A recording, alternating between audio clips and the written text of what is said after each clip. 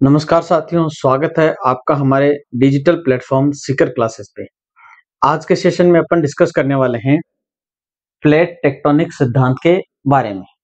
अगर आपने हमारा ऐप डाउनलोड नहीं किया है तो ऐप डाउनलोड कर लीजिएगा, जो सीकर क्लासेस के नाम से आपको मिल जाएगा प्ले स्टोर पे जाकर के। इसमें आपको मिलेगा लैब असिस्टेंट ज्योग्राफी का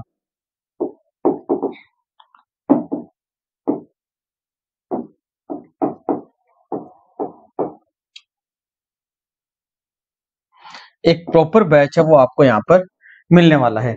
इसके साथ ही हमने एक टेस्ट सीरीज शुरू कर रखी है, जो राजस्थान से संबंधित जितनी भी जो भर्तियां हैं उनमें आपका एक कॉमन टॉपिक चलते हैं, जिसमें आपके राजस्थान का इतिहास,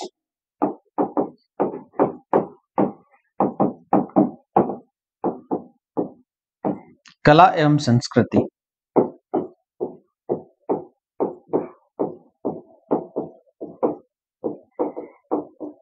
ये जो टॉपिक है वो राजस्थान से संबंधित जितनी भी जो एग्जाम्स होती हैं उन सब के लिए कॉमन रूप से चलता है। तो उसकी हमने टेस्ट सीरीज चालू कर रखी है हमारे ऐप पे।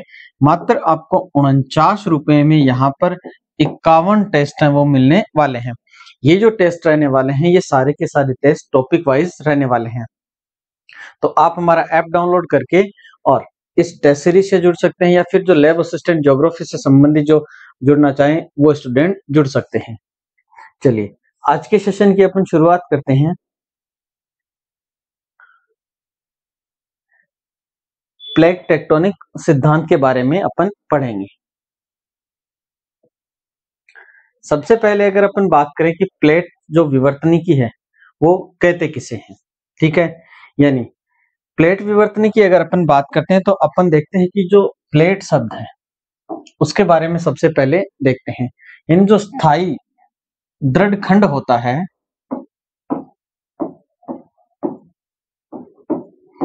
उसको अपन प्लेट कहते हैं। जबकि विवर्तनिक की अगर अपन बात करें उसके बारे में अपन आगे देखते हैं कि विवर्तनिकी किसे कहते हैं। प्लेटों की अगर अपन बात करें तो अपनी जो पृथ्वी है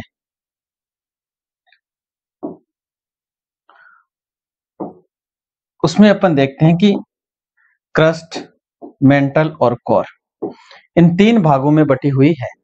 जबकि ऊपरी भाग है वो है क्रस्ट का, उसके नीचे मेंटल का और फिर कोर का। तो क्रस्ट और मेंटल का जो ऊपरी भाग है ये वाला,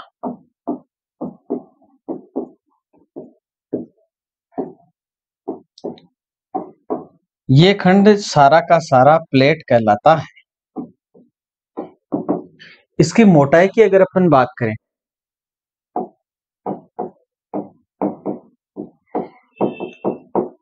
तो इसकी जो मोटाई है वो महासागरों के नीचे अपने को कम मिलती है। महासागरों के नीचे कम मिलती है, जबकि इसकी जो मोटाई मिलती है वो महाद्वीपों के नीचे अधिक मिलती है।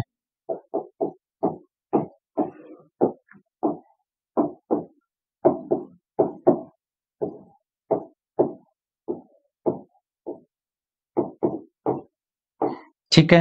इस प्रकार से अपन देखते हैं कि प्लेटें हैं अपनी जो पृथ्वी है उस पर कभी भी स्थायी रूप से नहीं देखने को मिलती हैं।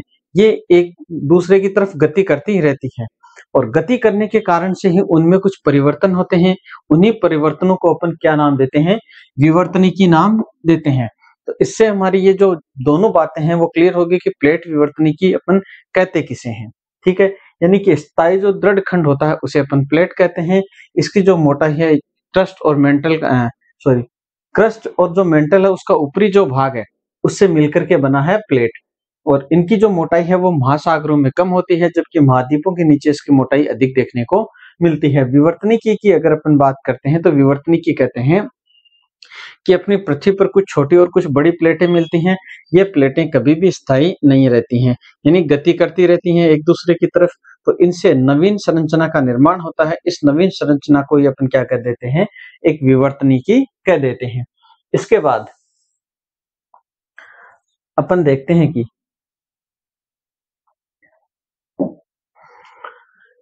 प्लेट विवर्तनिकी सिद्धांत के आधार, यानी प्लेट विवर्तनिकी सिद्धांत के आधार मुख्य रूप से क्या क्या है। तो इसके अंदर अपना सबसे पहला जो सिद्धांत आता है वो आता है हैरी हेस का। हैरी हेस का सागल तल प्रसरण सिद्धांत। हैरी हेस ने अपना ये जो सिद्धांत है वो 1960 में दिया था। 1960 में दिया था सागर तल प्रसरण सिद्धांत।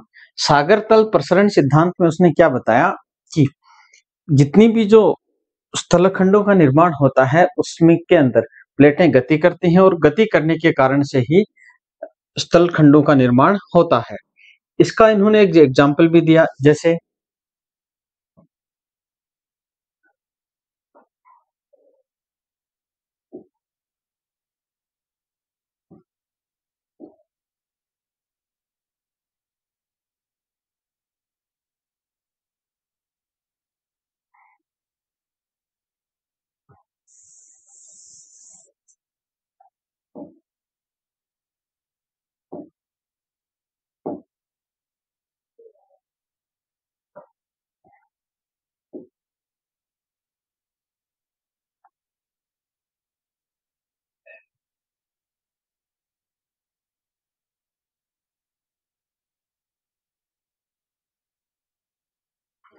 ये उत्तरी अमेरिका, ये दक्षिण अमेरिका, इन दोनों के मध्य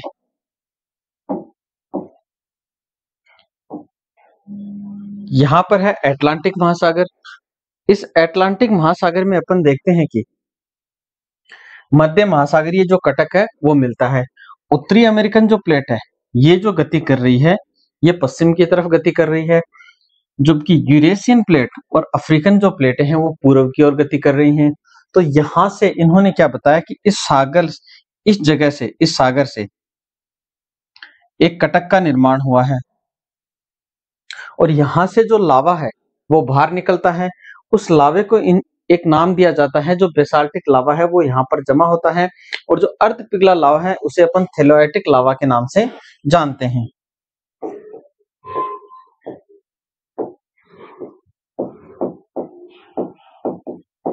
ठीक, लावा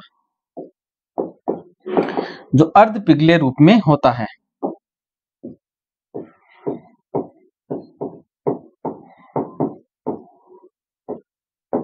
अर्ध पिघला लावा ये इस जगह पे आकर के जमा हो जाता है। यहां पर जमा होने के बाद में जब ये फिर से टूटता है तो यहां पर जो था वो इस जगह पे आके आगे की तरफ खिसक गया,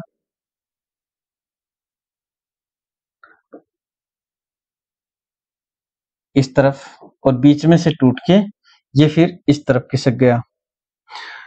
तो बीच वाले जो भाग है उससे फिर लावा निकला, अर्ध पिघला हुआ, और फिर से ये वाला जो भाग है वो आगे की तरफ खिसकना शुरू हो जाता है ऐसे। और कटक के पास में एक नवीन चट्टान का निर्माण होता है।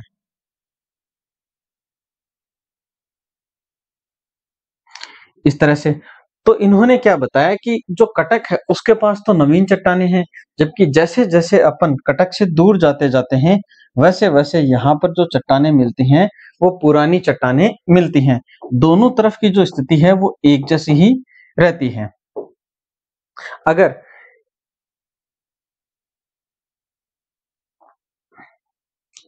इनके निर्माण की संरचना की बात करते हैं तो इस जगह की जो चट्टाने हैं और इस जगह की जो चट्टाने हैं उन चट्टानों में आपस में मेल पाया जाता है, यानी एक ही काल की चट्टाने हैं वो देखने को मिलती हैं। जबकि इस जगह पे जो देखने को मिलती हैं वो नवीन चट्टाने देखने को मिलती हैं, जो बीच का भाग है सारा का सारा कटक के आसपास।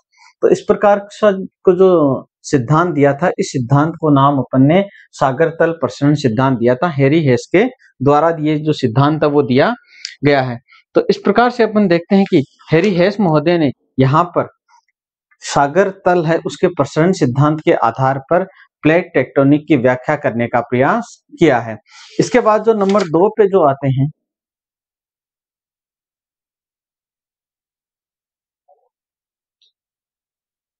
वो सिद्धांत आता है होम्स का। होम्स जो है वो अपने सिद्धांत के अंतर्गत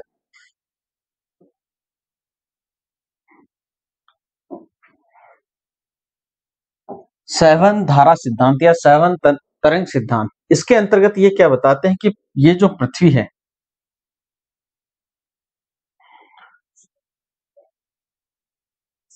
पृथ्वी के अंदर कुछ 7 ये जो धाराएं हैं वो चलती हैं, यानी गर्म स्थान हैं ये वाले। इन गर्म स्थानों से ठंडे स्थानों की ओर या पृथ्वी के धरातल की ओर 7 धाराएं हैं वो चलती हैं इस प्रकार से।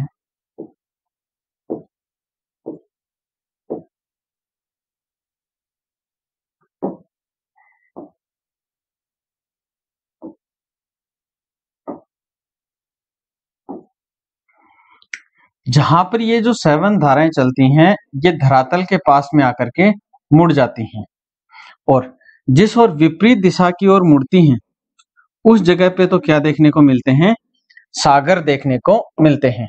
यानी यहां पर निर्माण होता है सागरों का, क्योंकि यहां से ये जो 7 तरंगे हैं ये ऊपर की ओर चली धरातल के अंदर से, तो जिस जगह पे ये विपरीत दिशा की ओर चलना शुरू होती हैं उस जगह पे अपने को सागर देखने को मिलते हैं। यानी इस जगह पर सागर देखने को मिलते हैं। इसके बाद में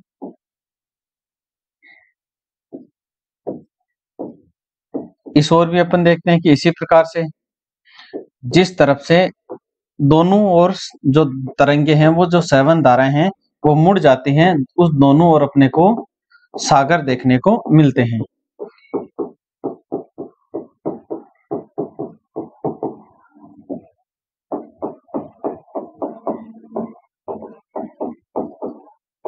ठीक है। इसके बाद में जहां पर जाकर के ये दोनों 7 जो तरंगे मिलती हैं जिस जगह पे जाकर के, उस जगह पे अपने को भूसन्नति देखने को मिलती है।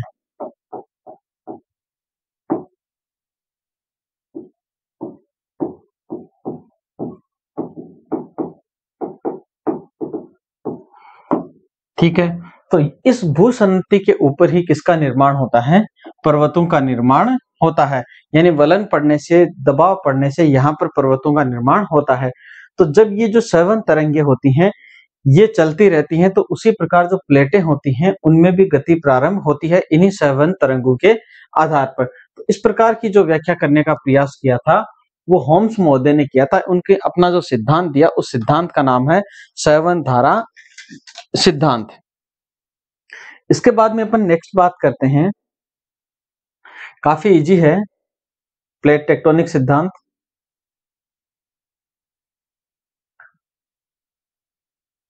नेक्स्ट अपन बात करते हैं कि पृथ्वी के ऊपर 6 बड़ी प्लेटें और लगभग 20 छोटी प्लेटें स्थित हैं। अगर अपन पूरी पृथ्वी की बात करते हैं तो 6 बड़ी प्लेटें और 20 छोटी प्लेटों की अपन बात करते हैं। नंबर 1 पर जो प्लेट आती है उस प्लेट को अपन किस नाम से जानते हैं, अमेरिकन प्लेट के नाम से जानते हैं। कई विद्वान हैं वो अमेरिकन जो प्लेट है उसी के 2 भाग करके भी जानते हैं। यानी एक जो प्लेट हो गई वो उत्तरी अमेरिका की हो गई और दूसरी जो प्लेट हो गई वो दक्षिणी अमेरिका की प्लेट हो गई। तो इस प्रकार से अगर प्लेटों की बात की जाए तो जो बड़ी प्लेटें होती हैं वो 7 बड़ी प्लेटें होती हैं। ठीक है, तो कुछ विद्वान तो 6 बड़ी प्लेटें मानते हैं और कुछ विद्वान 7 बड़ी प्लेटें मानते हैं। अमूमन इस प्रकार के जो क्वेश्चन है वो एग्जाम्स में नहीं पूछे जाते। केवी में एक बार ये क्वेश्चन है वो पूछा गया था, केंद्रीय विद्यालय की जो एग्जाम्स होती हैं उनमें, लगभग शायद 2018 की बात है, तो उसमें जो प्लेटों की संख्या मानी गई थी वो 6 मानी गई थी। यानी उसमें दोनों ऑप्शन थे लेकिन उसमें 6 है वो आंसर सही माना गया था। इसके बाद में नंबर 2 पे जो प्लेट आती है वो अफ्रीकन प्लेट आती है। यानी अफ्रीका महाद्वीप की जो बात करते हैं तो वो अफ्रीकन प्लेट है।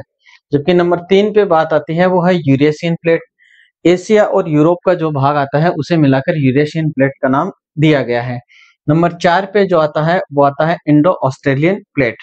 इंडो ऑस्ट्रेलियन प्लेट की अगर अपन बात करें तो इंडिया और ऑस्ट्रेलिया और इंडियन ओशियन को मिलाकर जो प्लेट का निर्माण होता है उसे अपन इंडो ऑस्ट्रेलियन प्लेट के नाम से जानते हैं। नंबर 5 पे है प्रशांत प्लेट। प्रशांत महासागर के नीचे जो प्लेट मिलती है उसे अपन प्रशांत प्लेट के नाम से जानते हैं। और नंबर 6 पे आती है अंटार्कटिक प्लेट। सबसे नीचे की जो अंटार्कटिका महाद्वीप है उस पे जो प्लेट मिलती है उसे अपन अंटार्कटिक प्लेट के नाम से जानते हैं। तो इस प्रकार अपन देखते हैं कि पृथ्वी के ऊपर कुल 6 बड़ी प्लेटें अपने को देखने को मिलती हैं, जबकि कुछ विद्वान हो इनकी संख्या 7 भी बताते हैं। इनकी स्थिति की अगर अपन बात करें कि विश्व में इनकी जो स्थिति है वो कहाँ पर मिलती है, उसके अंतर्गत अपन देखते हैं कि सबसे पहले अपन ने 1 नंबर पे बात की थी अमेरिकन प्लेट के बारे में।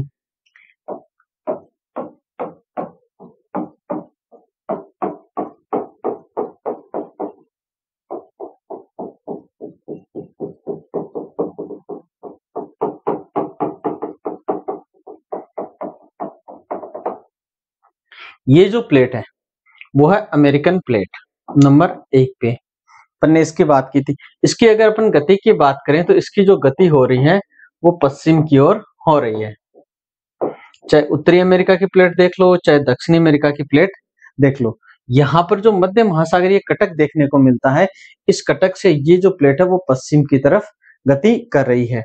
जबकि यहाँ पर जो प्लेटें मिलती हैं उनमें से अपन देखते हैं कि ये जो प्लेट है उस प्लेट का नाम है अफ्रीकन प्लेट। यह है अमेरिकन प्लेट।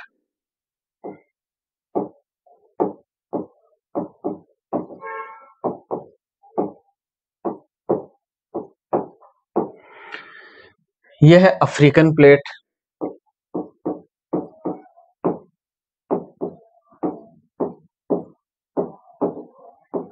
ठीक है, नंबर 3 पे अपन बात करने वाले हैं यूरेशियन प्लेट के बारे में।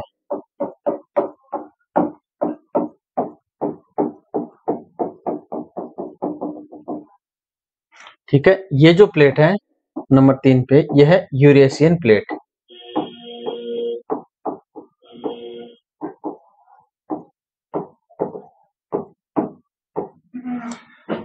अफ्रीकन और यूरेशियन प्लेटों की अगर अपन बात करें तो इनकी जो गति हो रही है वो पूर्व की ओर हो रही है। यानी कि यूरेशियन जो प्लेट है उसकी जो गति हो रही है वो इस प्रकार से हो रही है, दक्षिण पूर्व की ओर इसकी गति हो रही है। जबकि अफ्रीकन जो प्लेट है उसकी गति अपन देखते हैं कि मुख्यतः पूर्व की ओर इसकी गति हो रही है। नंबर 4 पे जिस प्लेट की अपन बात करते हैं वो है इंडो ऑस्ट्रेलियन प्लेट।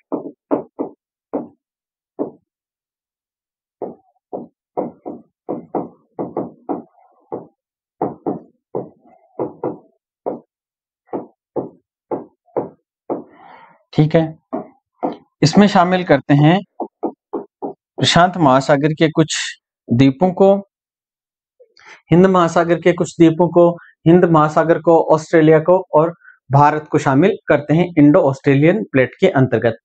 नंबर 6 पे जो प्लेट आती है, सॉरी नंबर 5 पे जो प्लेट आती है उस प्लेट का नाम है प्रशांत महासागरीय प्लेट।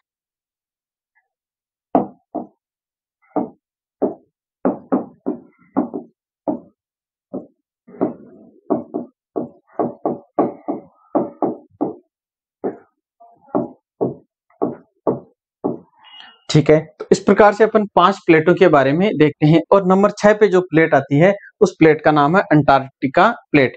यानी कि जो सबसे नीचे का जो भाग है अपना, ये वाला जो बच गया,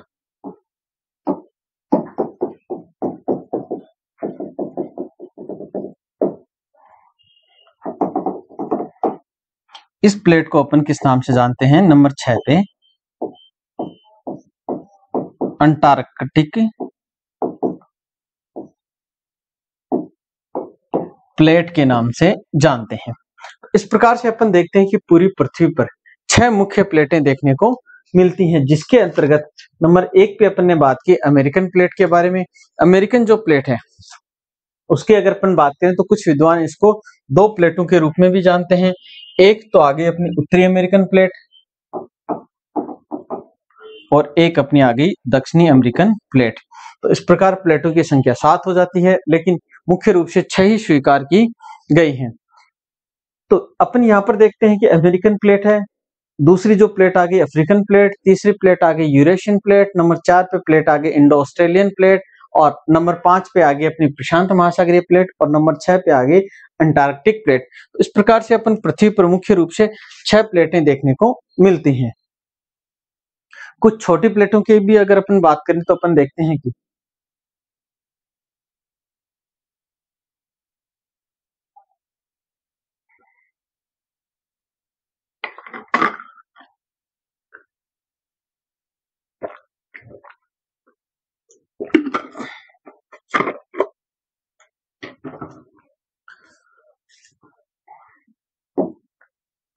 जिसके अंतर्गत नंबर 1 पे अब बात करते हैं अपन छोटी प्लेटों में कैरेबियन प्लेट की।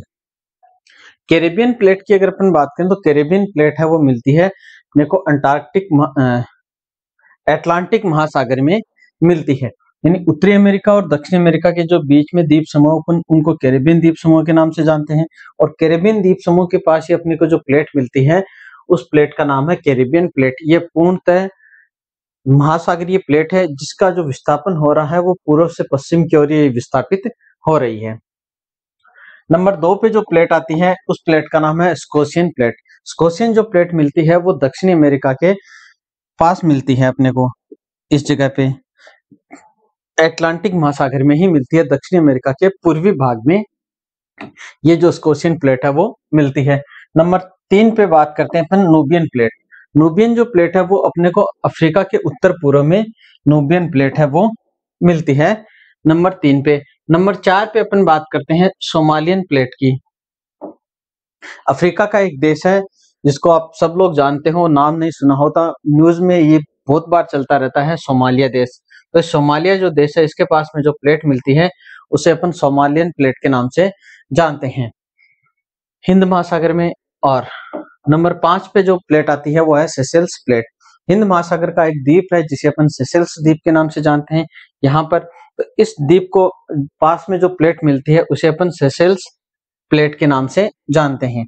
नंबर 6 पे अपन बात करते हैं फिलीपींस प्लेट की। फिलीपींस जो प्लेट है ये प्लेट प्रशांत महासागर में मिलती है, फिलीपींस द्वीपों के पास में, जिसके उत्तर और पश्चिम में तो है यूरेशियन प्लेट, दक्षिण और पूर्व में है इंडो ऑस्ट्रेलियन प्लेट है, और इसके पूर्वी जो भाग है उस पूर्वी भाग में है प्रशांत महासागरीय प्लेट। इसके बाद में नेक्स्ट अपन बात करते हैं नंबर 7 पे अरेबियन प्लेट के बारे में। अफ्रीका महाद्वीप के पास में जो अरब प्रायद्वीप है उस अरब प्रायद्वीप के पास में जो प्लेट मिलती है उसको अपन अरेबियन प्लेट के नाम से जानते हैं। नंबर 8 पे जो बात करते हैं अपन वो आती है कैरोलिन प्लेट। कैरोलिन जो प्लेट है वो मिलती है अपने को इस जगह पे, यानी कि इंडो ऑस्ट्रेलियन प्लेट और ये जो फिलीपींस प्लेट है, इस फिलीपींस प्लेट के बीच में एक छोटी प्लेट मिलती है, उसको अपन किस नाम से जानते हैं? कैरोलिन प्लेट के नाम से जानते हैं। ये क्वेश्चन है वो एग्जाम में बहुत बार पूछा गया है, ठीक है।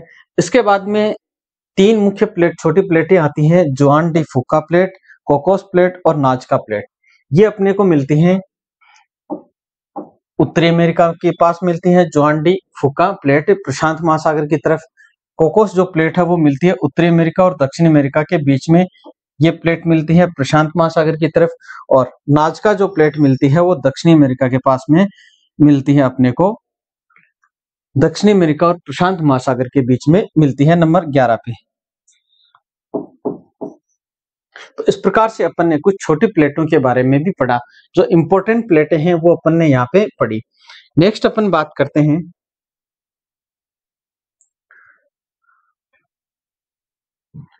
प्लेट विवर्तनी की एक सिद्धांत के रूप में।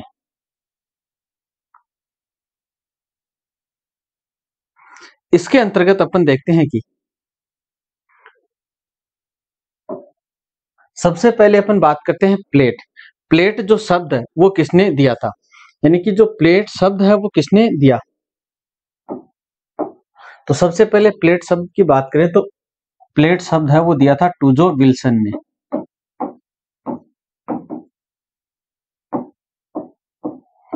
टूजो विल्सन ने प्लेट शब्द दिया था। इसके बाद में प्लेट विवर्तनी की अगर अपन बात करें,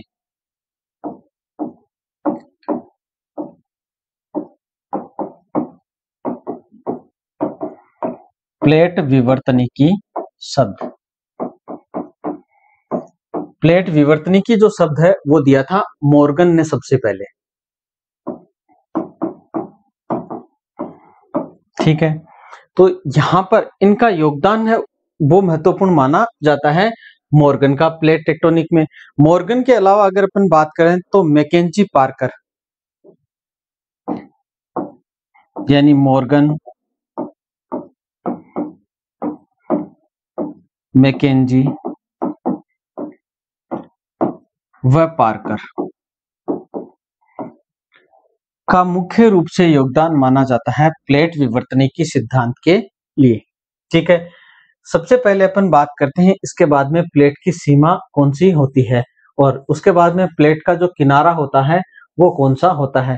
यानी सीमा और किनारे में भी बहुत बड़ा फर्क होता है। सीमा की अगर अपन बात करें तो अपन देखते हैं कि जो दो प्लेटें होती हैं उनके मध्य संचलन जो मंडल होता है उस संचलन मंडल को प्लेट की सीमा के नाम से जाना जाता है, जबकि उसका अंतिम भाग होता है प्लेट का उसे अपन प्लेट सीमा कहते हैं, सॉरी प्लेट का किनारा कहते हैं अंतिम भाग को, जबकि प्लेट की सीमा होती है वो कौन सा होता है, जो संचलन मंडल होता है उस संचलन मंडल को प्लेट की सीमा कहते हैं।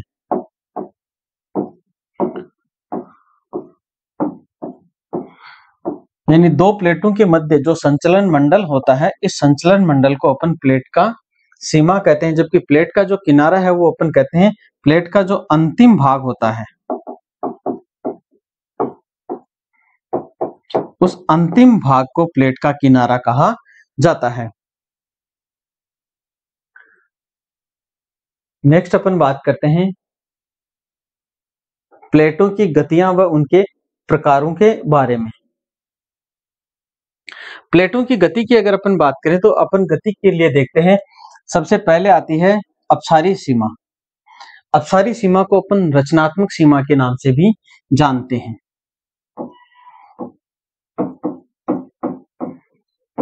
रचनात्मक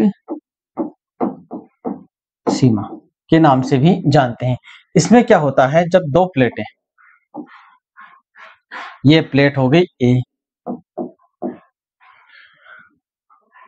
और ये प्लेट हो गई बी, ये दोनों प्लेटें क्या होती हैं, एक दूसरे के विपरीत खिसकती रहती हैं। विपरीत खिसकने से क्या होता है, इस जगह से जो लावा है वो बाहर निकलता है और एक नवीन प्रॉपर्टी का निर्माण करता है। चाहे वो कुछ भी हो, पर्वतों का निर्माण करे, पठार का निर्माण करे, एक नवीन प्रॉपर्टी का निर्माण यहाँ पर होता है। तो उसे अपन किस नाम से जानते हैं, रचनात्मक सीमा के नाम से जानते हैं, क्योंकि यहाँ पर एक नवीन संरचना का निर्माण होता है। जबकि अपसारी प्लेट की सीमा की अगर अपन बात करें तो अपसारी सीमा इसी रचनात्मक का दूसरा नाम है। ठीक है, नंबर 2 पे जो बात आती है वो आती है अभिसारी प्लेट सीमा। अभिसारी प्लेट सीमा की अगर अपन बात करें तो अभिसारी के अंतर्गत अपन देखते हैं कि इसका जो दूसरा नाम है उसे अपन विनाशात्मक प्लेट सीमा के नाम से भी जानते हैं।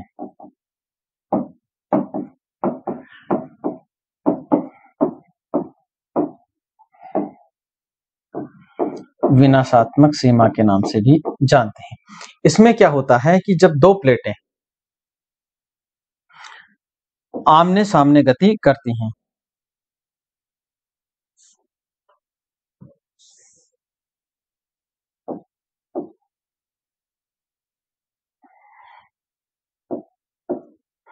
ये प्लेट ए है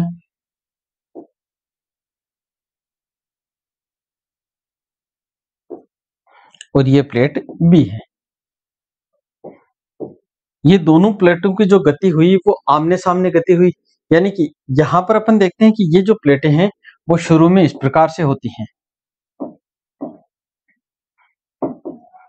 प्लेट ए और प्लेट बी।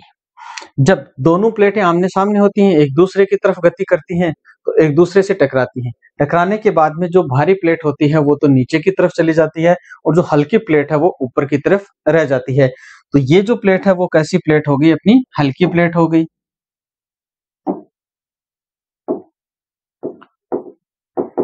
जबकि ये जो प्लेट है वो भारी प्लेट हो गई। भारी प्लेट है वो नीचे चली जाती है और हल्की प्लेट है वो ऊपर रह जाती है। तो यहां से क्या होता है, ये यहां पर जाकर के गर्म स्थानों पे जाकर के नीचे की तरफ धरातल में बेनियोफ जोन में जाकर के पिघलती है। पिघलने के बाद में लावा निकलता है इस कमजोर प्रॉपर्टी को तोड़ के ऊपर की तरफ, और यहाँ पे एक नवीन संरचना का निर्माण होता है, या अपन कह सकते हैं कि इसका विनाश यहाँ पर हो रहा है। विनाश होने के कारण से इसे अपन क्या कहते हैं, विनाशात्मक सीमा या फिर अभिसारी एक दूसरे की ओर गति करती हुई प्लेट भी कह सकते हैं। नेक्स्ट अपन बात करते हैं नंबर 3 पे पार्श्विक प्लेट सीमा की।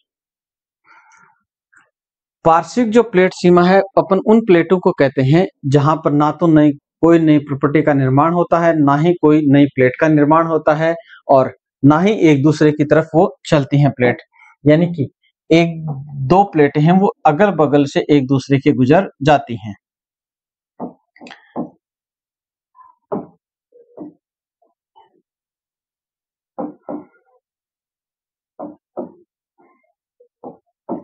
इनकी गति ऐसे हो या फिर अलग भी हो सकती है, एक दूसरे से दूर जाती हुई भी। तो यहाँ पर अपन देखते हैं कि ये दोनों एक दूसरे के अगल बगल से गुजर गई, तो यहाँ ना तो विनाश हो रहा है, नई नवीन प्रॉपर्टी का निर्माण होता है। तो इस प्रकार की जो प्लेट होती है उन्हें अपन पार्श्विक सीमा प्लेट के नाम से जानते हैं, या फिर इसका दूसरा जो नाम है उसे अपन संरक्षी नाम से भी जानते हैं। संरक्षी प्लेट सीमा के नाम से भी जानते हैं। तो इस प्रकार से अपन देखते हैं कि प्लेटों में मुख्य रूप से अपने को 3 किनारे हैं वो देखने को मिलते हैं। इसके बाद में इनसे उत्पन्न होने वाले परिवर्तनों की अगर अपन बात करें,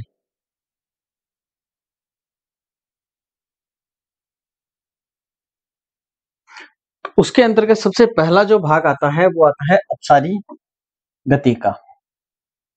ठीक है, अपसारी गति अपन ने बात की जब दो प्लेटें हैं वो एक दूसरे से दूर जाती हैं, तो अपसारी गति होती है। ये प्लेट ए है, ये प्लेट बी है, ये जब एक दूसरे से दूर जाती हैं, ए और बी। ठीक है, तो जब दूर जाती है तो जो बीच का जो भाग होता है, इस बीच के भाग से कुछ पदार्थ है वो निकलता है और एक नवीन प्रॉपर्टी का निर्माण यहाँ पर होता है। तो इसीलिए इसको अपन किस नाम से भी जान सकते हैं, रचनात्मक प्लेट के नाम से भी जान सकते हैं।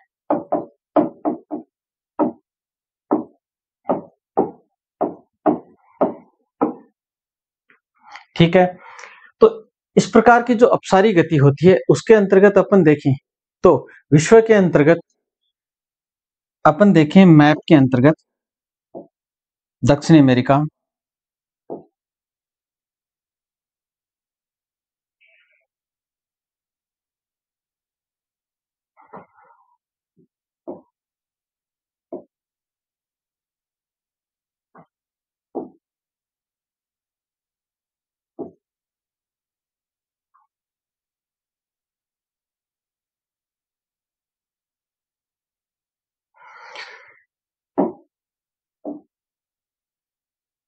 यहाँ पर जो अटलांटिक महासागर है, इस अटलांटिक महासागर में मध्य महासागरीय कटक मिलता है।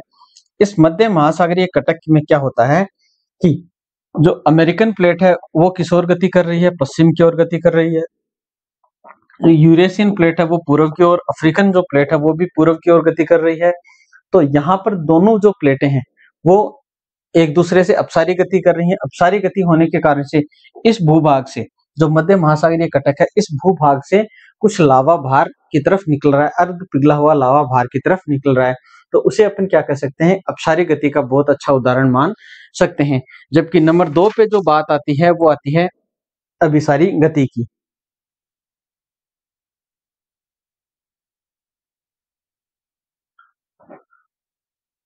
अभिसारी गति के अंतर्गत अपन देखते हैं कि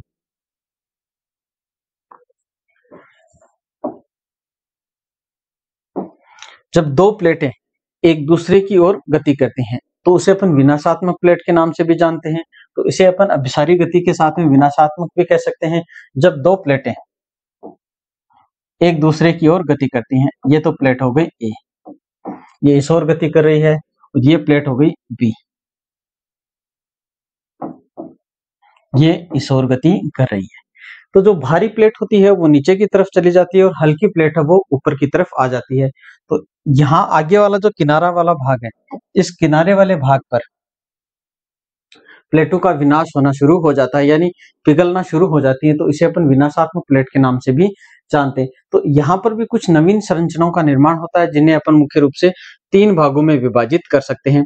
नंबर 1 पे महाद्वीपीय जो प्लेट टकराती हैं तब, नंबर 2 पे महासागरीय प्लेट टकराती हैं तब क्या होता है, और नंबर 3 पे अपन बात करते हैं महाद्वीपीय और महासागरीय प्लेटें जब टकराती हैं तो किस प्रकार की नवीन संरचना का निर्माण होता है। वो अपन 3 चीजें यहाँ पर पढ़ने वाले हैं।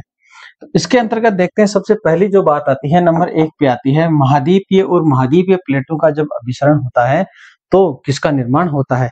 इसके अंतर्गत अपन देखते हैं कि जब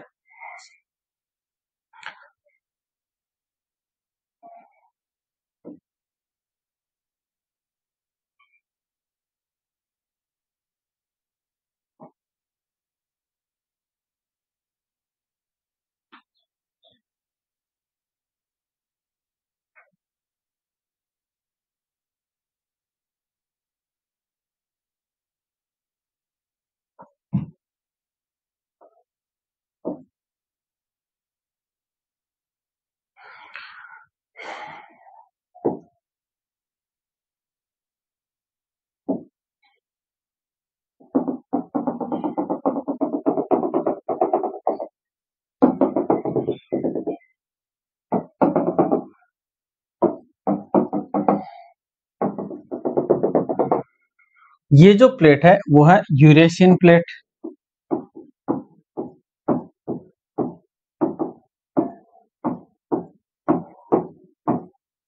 ये जो प्लेट है वो है इंडो ऑस्ट्रेलियन प्लेट,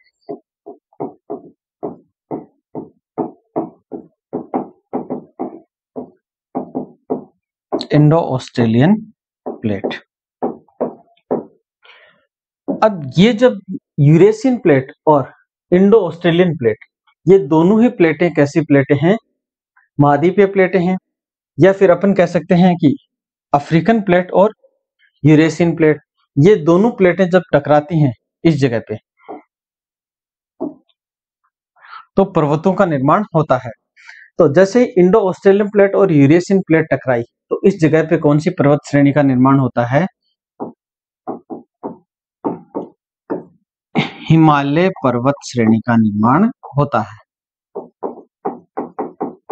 ठीक है, तो इस तरह से अपन कह सकते हैं कि जब महाद्वीपीय प्लेटें आपस में टकराती हैं तब एक पर्वत श्रेणी का निर्माण है वो करती हैं। नंबर 2 पे पर बात करें तो अपन देखते हैं कि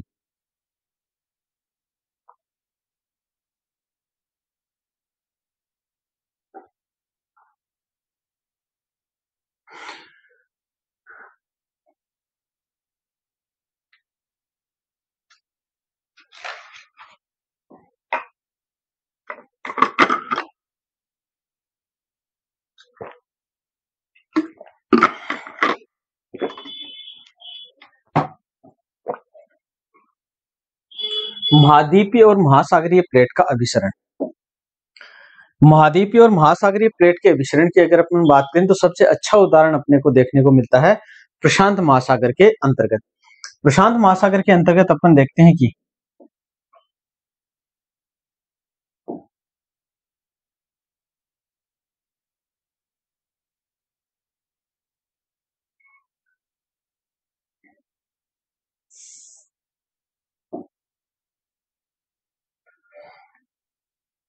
यहां पर एक प्लेट मिलती है, उस प्लेट का नाम है जुआन डी फुका। इस जगह पे एक प्लेट मिलती है, उस प्लेट का नाम है नाजका, और इस जगह पे एक प्लेट मिलती है, उस प्लेट का नाम है कोकोस। सॉरी, कोकोस यहां पर है और नाजका। ये 3 प्लेटें मुख्य रूप से अपने को प्रशांत महासागर के प्लेटफॉर्म पे देखने को मिलती हैं। यहाँ पर इनकी जो गति है, ये उत्तरी अमेरिका की जो गति है वो इस ओर हो रही है, पश्चिम की ओर हो रही है, और नाजका, कोकोस और जुआन जो डी फुका प्लेट है उनकी गति की अगर अपन बात करें तो इनकी जो गति हो रही है वो पूर्व की ओर हो रही है। जब ये महासागरीय जो प्लेटें होती हैं ये भारी प्लेट होती हैं और ये जो प्लेट होती है महाद्वीपीय प्लेट ये हल्की होती है। ये ऊपर की तरफ रह जाती है और नाजका है वो नीचे की तरफ रह जाती है। तो यहाँ पर ये दोनों प्लेटों के अभिसरण हो रहा है। इन अभिसरण से इन जगह पे रॉकी और एंडीज जो पर्वत श्रृंखला है उनका निर्माण हुआ है। और ज्वालामुखी की जो क्रियाएं होती हैं वो इसी कारण से यहाँ पर सबसे ज्यादा ज्वालामुखी की क्रियाएं देखने को मिलती हैं। यानी कि अपन कह सकते हैं कि जब दो प्लेटें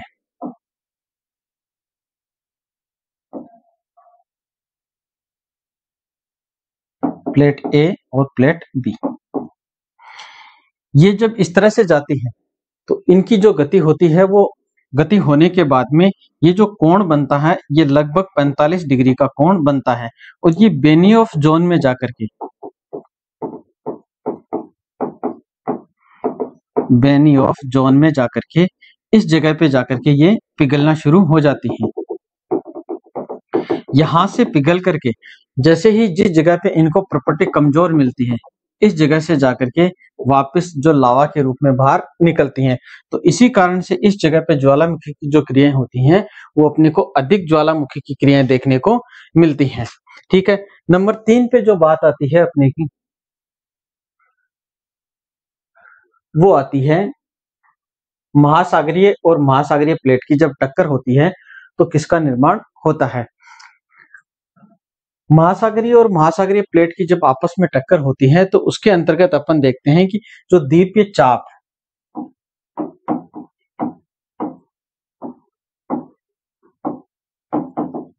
या फिर अपन इसे कह सकते हैं द्वीपीय त्वरण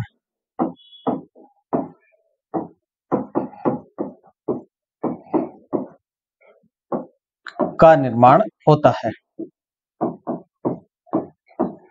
ठीक है, जब दो महासागरीय प्लेटों की टक्कर होती है तो उसके अंतर्गत अपने को क्या देखने को मिलते हैं, द्वीपीय चाप और द्वीपीय त्वरण देखने को मिलते हैं।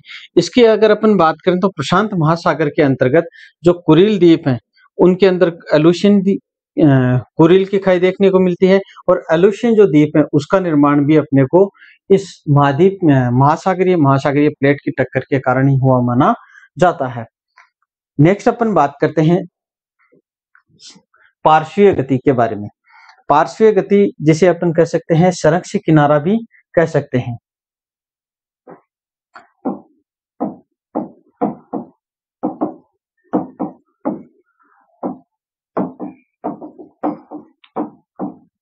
यानी जब दो प्लेटें एक दूसरे के अगल बगल से खिसक जाती हैं और बिना एक दूसरे को नुकसान पहुंचाए तो इस प्रकार की जो गति होती है उसे अपन किस नाम से जानते हैं, पार्श्विक गति या संरक्षी किनारे के नाम से जानते हैं। यानी कि इस जगह पे दोनों प्लेटों में बिल्कुल टक्कर नहीं होती है और दोनों प्लेटें एक दूसरे के अगल बगल से खिसक जाती हैं तो उसे अपन किस नाम से जानते हैं, संरक्षी के नाम से जानते हैं। इस प्रकार के अगर उदाहरण की अगर अपन बात करें तो इसके अंतर्गत जो भ्रंश बनता है उसे अपन ट्रांसकरेंट भ्रंश के नाम से भी जानते हैं। जैसा कि अपन देखते हैं कि उत्तरी अमेरिका के पास में जो कैलिफोर्निया की खाड़ी है उस कैलिफोर्निया की खाड़ी का सबसे अच्छा उदाहरण माना जाता है संरक्षी किनारे का। ठीक है, इसके बाद में नेक्स्ट आता है कि